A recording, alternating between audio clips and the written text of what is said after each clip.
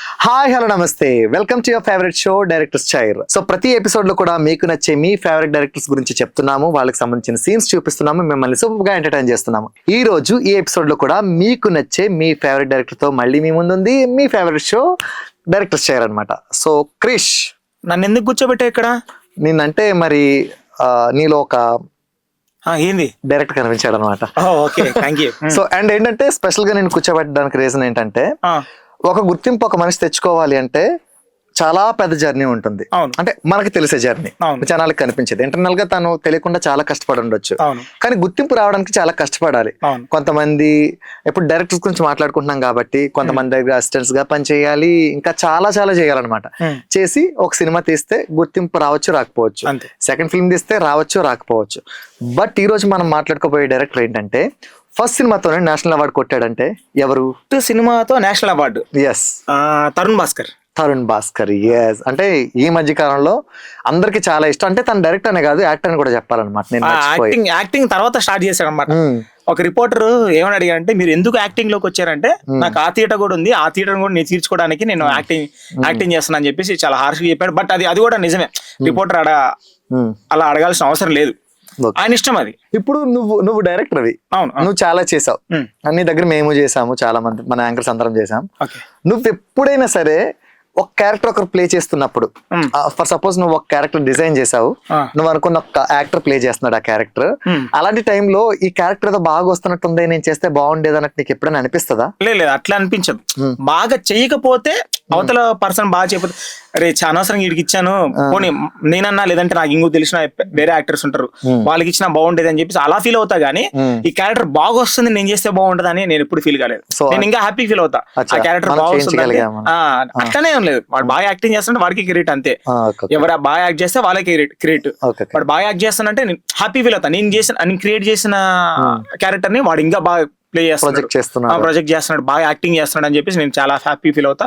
అలా నేను నాకు నచ్చిన నా షార్ట్ ఫిల్మ్స్ లో గానీ వెబ్ సిరీస్ లో గానీ ఎవరైనా బాగా యాక్ట్ చేస్తే వాళ్ళని అంత ముందు వేరే ప్రాజెక్టులు కూడా నేను రిఫర్ చేసిన సందర్భాలు ఉన్నాయి అన్నమాట. ఓకే, ఇప్పుడు తరుణ్ భాస్కర్ గురించి మనం మాట్లాడుతున్నాం కాబట్టి, తరుణ్ భాస్కర్ లో నాకు నచ్చిన క్వాలిటీ ఒకటి చెప్తాను. ఆయన మేకింగ్ స్టైల్లోది నీకు నచ్చింది ఒకటి చెప్పు. నాకు నచ్చింది నేను చెప్పనా, ఇప్పుడు ప్రెసెంట్ అని కాదు, చాలా వరకు ఫిల్మీ స్టైల్ ఏంటంటే గ్లామర్, ఒక మంచి సాంగ్స్, ఇద్దరు హీరోయిన్ మధ్య love, happy ending. Happy ending అనేది అందరం కోరుకునేది. సినిమా హ్యాపీగా ఎండ్ అయితే ఆడియన్స్ నవ్వుకుంటూ బయటకు వస్తారు. ఈ సినిమాలో నాకు నచ్చింది ఏంటంటే, నువ్వు చెప్పినట్టు ఎక్కడ ఏమంటాము, యాక్టర్స్ కనిపించరు, ఓన్లీ ఒక స్టోరీ కనబడుతుంటది. ఫైట్లు ఉండాలి, అలాంటివి ఉండవు. లేదంటే హీరోయిన్ తో ఎక్స్పోజ్ చేయించాలి, ఉండదు. తర్వాత హీరోయిన్ మధ్య హెవీ రొమాన్స్ పెట్టాలి, ఉండదు. అంటే ఇలాంటి ఒక కమర్షియల్ ఎలిమెంట్స్ ఏవి లేకుండా కూడా హిట్ కొట్టడం అనేది మామూలు విషయం కాదు. అది కూడా నేషనల్ అవార్డు వరకు వెళ్ళడం అనేది, దట్టు ఒక చిన్న సినిమా లాగా వచ్చిన సినిమా.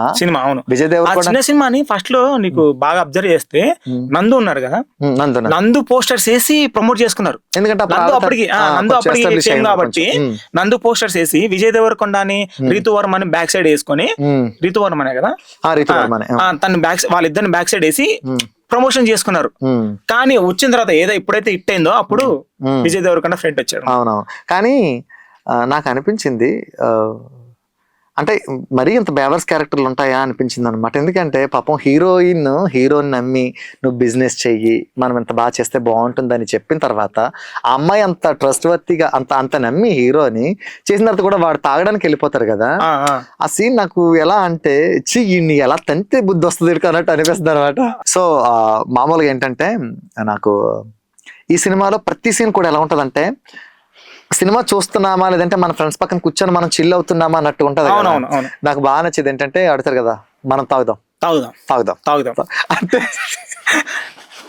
నాకు ఎలా అంటే, ఇది ఎక్కడ కూడా సినిమా లాగా అనిపించదు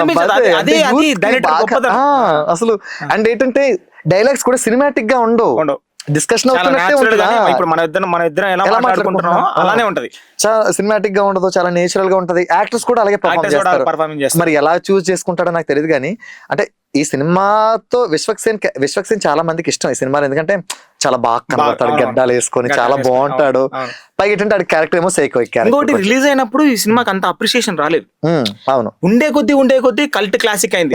ఇప్పుడు ఈ రీసెంట్ టైంలో అది క్లాసిక్ అంటున్నారు. అవునవును కానీ రిలీజ్ అయిన టైంలో నేను సినిమా థియేటర్ లో చూసాను, అవును అంత రావాల్సినంత రెస్పాన్స్ రాలేదు, రెస్పాన్స్ రాలేదు, రావాల్సినంత ఇది రాలేదు. అండర్ రేట్ అయిపోయింది, అండర్ రేటెడ్ మూవీ అని దీనిలోకి వెళ్ళిపోయింది. మన తెలుగు వాళ్ళు ఏంటంటే వన్స్ ఒకసారి ఇప్పుడు కలేజ్ అని కూడా అంతే, కలేజ్ అని ఆరెంజ్ ని మనం ఎట్లా గొప్ప సినిమాలు అంటున్నాము, సేమ్ నేను ఒక్కడే ఆ సినిమా ఎలా గొప్ప సినిమా అంటున్నాను, దీన్ని కూడా అలా అంటున్నారు. అలాంటిదే ఇంకా చెప్పాలంటే మేబీ ఈ సినిమా ఇప్పుడు రిలీజ్ అయితే భలే ఉంటుంది, చాలా బాగుంటది. రిలీజ్ అయితే చూడు ఒకసారి థియేటర్ లో అసలు రచ్చ ప్రతి డైలాగ్ ని థియేటర్ లో ప్లే కాకముందే యువతలు చెప్పేస్తున్నారు, అంత ఎంజాయ్ చేస్తారు బాగా. అసలు ఎక్కేసింది సినిమా ఇప్పటికి కూడా. అంటే ఆ సినిమా వచ్చేటప్పుడు కొంతమంది పిల్లలు అయి ఉంటారు, చిన్న చిన్న పిల్లలు, వాళ్ళు ఇప్పుడు ఈ సినిమా ఎంజాయ్ చేస్తుంటారు అనమాట. అంటే ఏ జనరేషన్ అయినా సరే ఆ సినిమా ఆ జనరేషన్ సెట్ అయ్యేలాగానే ఉంటది అనమాట, ఎక్కడ ఎవరిని డిసప్పాయింట్ చేయకుండా. ఒకసారి ఆ గోవాకి వెళ్ళే సీన్ ఒకసారి చూద్దాం.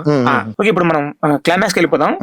ఇప్పుడు దీంట్లో లోపల డెప్త్ గా ఉన్న సీన్ ఏంటంటే అన్న తమ్ముల మధ్య రిలేషన్. అవును, అంటే ఇప్పుడు తరుణ్ భాస్కర్ వాళ్ళ తమ్ముడు ఎప్పుడు చూసినా గానీ డబ్బులు అని చెప్పేసి ఆ పైసల గురించే ఉంటది. ఒక పరపతి కావాలి, ఒక స్టేటస్ కావాలి, నాకు డబ్బులు కావాలి అనే దాంట్లోనే ఉంటాడు. ఎవరు? తరుణ్ భాస్కర్ వాళ్ళ తమ్ముడు. తరుణ్ భాస్కర్ ఏంది, అరే ఇంకెంత సంపాదిస్తా, ఇంకెంత తింటావు, ఎంత చేసినా ఏం చేసినా గానీ 3 పూట్లు తింటావు, 3 పూట్లు తింటావు, అంతకంటే ఎక్కువ తినలేవు కదా. ఆయన ఒక కార్ లో పోతున్నప్పుడు చైతన్యతో ఒక డైలాగ్ ఉంటది అనమాట, నాకు అప్పుడప్పుడు కుక్కని చూస్తుంటే చాలా కోపం వస్తుంది అంటాడు. అసలు ఒక డైరెక్టర్ ఆ రైటింగ్ రాసుకొని ఆయన యాక్ట్ చేస్తూ ఈ డైలాగ్ అంటాడు, నాకు అప్పుడప్పుడు కుక్కని చూస్తే నాకు కోపం వస్తుంది, ఎందుకంటే అది నచ్చినట్టు చేస్తుంటది, నచ్చినట్టు తిరుగుతుంటది, నచ్చినట్టు ఎక్కడ పడితే అక్కడ ఇది చేస్తుంటది, మనం అట్లా చేయలేం. నాకు ఆ కుక్కని చూస్తే చాలా కోపం వస్తుంది అని చెప్పేసి ఆ కుక్క రిఫరెన్స్ డైలాగ్ ఒకటి ఉంటది. ఆ dialogue one of the best dialogue. నేను అంటే క్లైమాక్స్ కి వస్తే ఆ అన్నదమ్ములు తమ్ముడు చంపేస్తాడు, అంటే తమ్ముడు బ్రిడ్జ్ నుంచి తోసేస్తాడు హీరోని, మన తరుణ్ భాస్కర్ ని తోసేస్తాడు. కట్ చేస్తే క్లైమాక్స్ కి వచ్చేసి తమ్ముడు చంపుతాడు.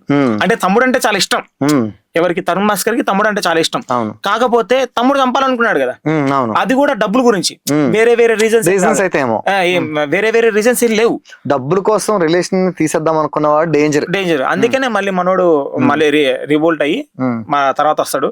భక్తవత్సలం నాయుడు అని క్యారెక్టర్ పేరు కూడా చాలా బాగుంటది.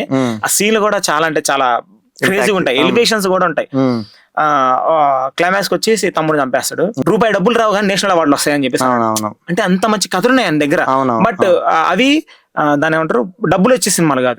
ఇప్పుడు ఈ కాన్సెప్ట్ కూడా నడుస్తుంది, డబ్బులు వచ్చే సినిమాలు, డబ్బులు రాని సినిమాలు, క్రిటిక్స్ కి కూడా నచ్చేలాగా సినిమాలు కొన్ని తీయాలి. కానీ అన్ని ఫార్ములాస్ ఫాలో కాకుండా తీసిన ఏకైక డైరెక్టర్ నాకు తరుణ్ భాస్కర్. చాలా బాగుంటది. ఆయన మళ్ళీ ఇంకో సినిమా తీస్తే ఇంకా ఒక సినిమా కాదు, చాలా అంటే చాలా తొందరగా మళ్ళీ మంచి కల్ట్ క్లాసిక్స్ మీరు ఇస్తారని మేము మనస్ఫూర్తిగా ఆశిస్తున్నాము. సో వచ్చేసేయండి, మీకోసం వెయిటింగ్. ఇది ఇవాళ డైరెక్టర్స్ చైర్. మన ఫేవరెట్ తరుణ్ భాస్కర్ గురించి మాట్లాడుకున్నాము, సీన్స్, సాంగ్స్ అన్ని చూసి సూపర్ గా ఎంటర్టైన్ అయ్యాం. సో మళ్ళీ నెక్స్ట్ ఎపిసోడ్ లో మీ ఫేవరెట్ డైరెక్టర్ తో మళ్ళీ మీ ముందు ఉంటాం. Keep watching. This is anchor Siddhu.